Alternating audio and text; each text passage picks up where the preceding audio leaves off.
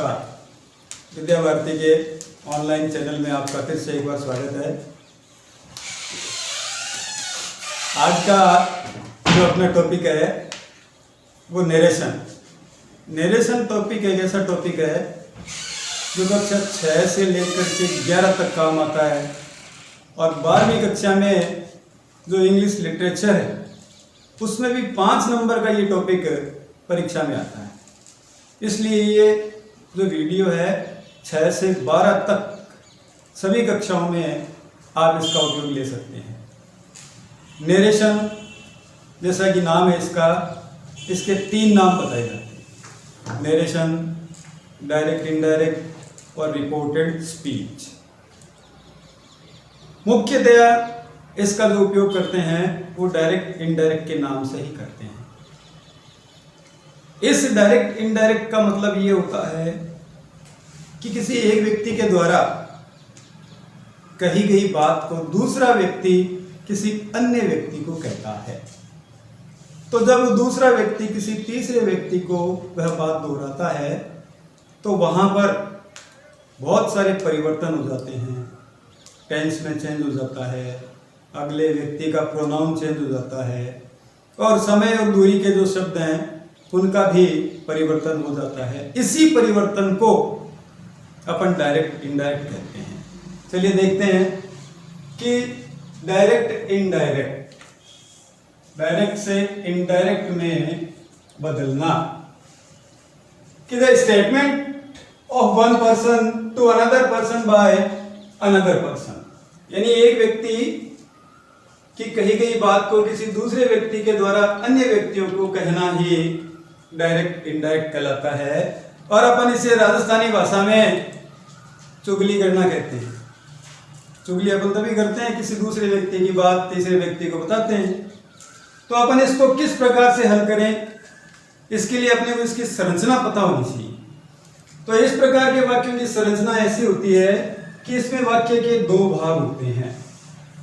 वाक्य में 2 भाग होते हैं। पहला भाग जिसमें सब्जेक्ट, वर्ब, ऑब्जेक्ट, ऑब्जेक्ट मिल भी सकता है और ऑब्जेक्ट नहीं भी मिल सकता, केवल सब्जेक्ट और वर्ब मिल सकती है।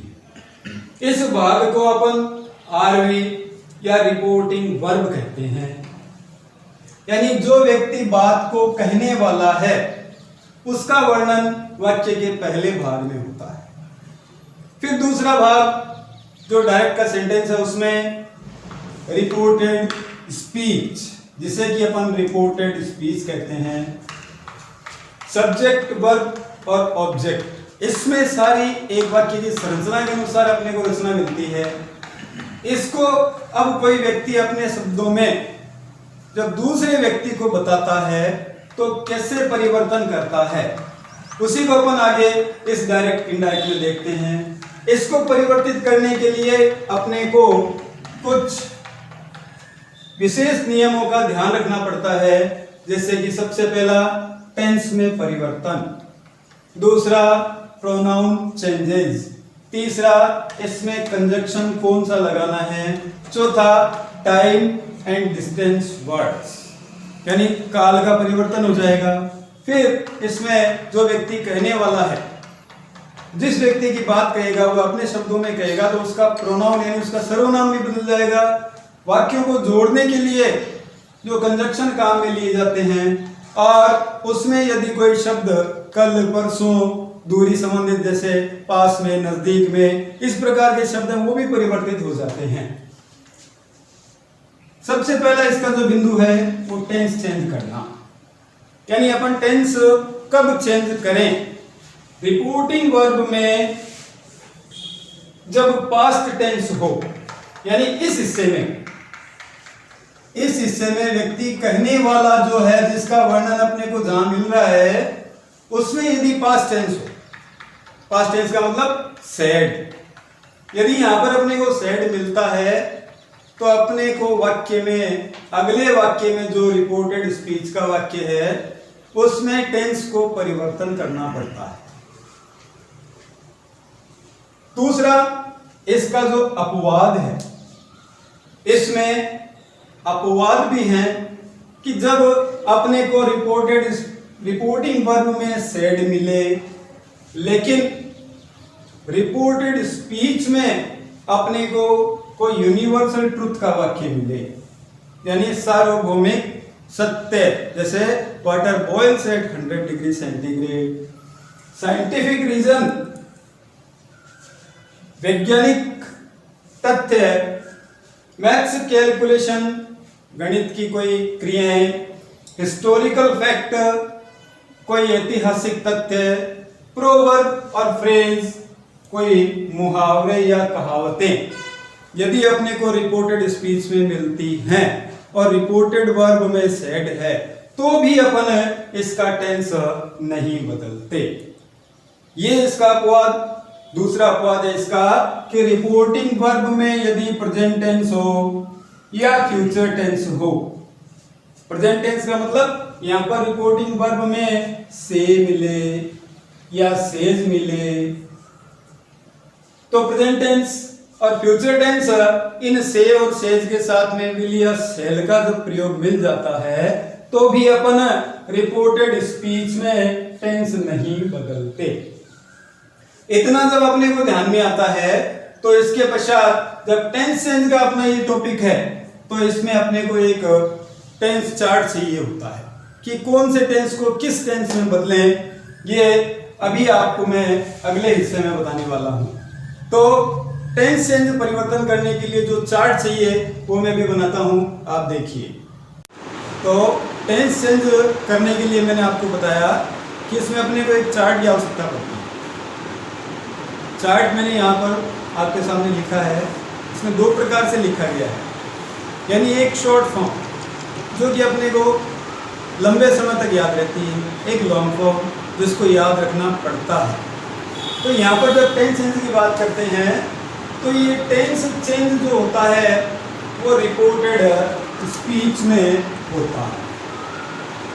ये चार्ट जो बताया है, ये रिपोर्टेड स्पीच में अपन किस प्रकार से टेंस परिवर्तन करते हैं उसके बारे में है। तो शॉर्ट फॉर्म, जिसको मैंने अभी आपको बताया कि इसको संक्षिप्त में याद कैसे रखें।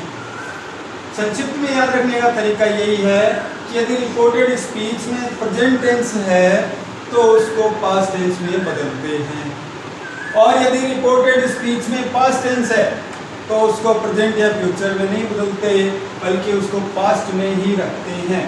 लेकिन आपको पता है कि टेंस में चार भाग दिए गए हैं, इंडेफिनेट है, कंटिन्यूस है, परफेक्ट है, परफेक्ट कंटिन्यूस है। तो वो सारे याद रखने के लिए अपने को इस चार्ट की आवश्यकता पड़ती है। जैसे यहाँ पर चार्ट में मैंने आपके सामने लिखा है कि यदि रिपोर्टेड स्पीच में वर्ब की फर्स्ट फॉर्म हो, यानी वो कौन सा वाक्य हो गया, प्रेजेंट इंडेफिनेट। यदि रिपोर्टेड स्पीच में वर्ब की फर्स्ट फॉर्म हो तो उसे रिपोर्टेड स्पीच में इनडायरेक्ट में बदलते समय वर्ब की सेकंड में बदल देते हैं। इसी वर्ब की फर्स्ट फॉर्म के साथ अपने को कई बार एस, ई एस या आई ई एस मिलते हैं, तो भी अपने को डरने की कोई बात नहीं है। अपने को रिपोर्टेड स्पीच का जो टेंस है वो वर्ब सेकंड में ही बदलना है, यानी प्रेजेंट इंडेफिनेट पास्ट इंडेफिनेट में। जैसा कि ऊपर बताया, शॉर्ट फॉर्म में पूरा प्रेजेंट है वो पास्ट में जाता है।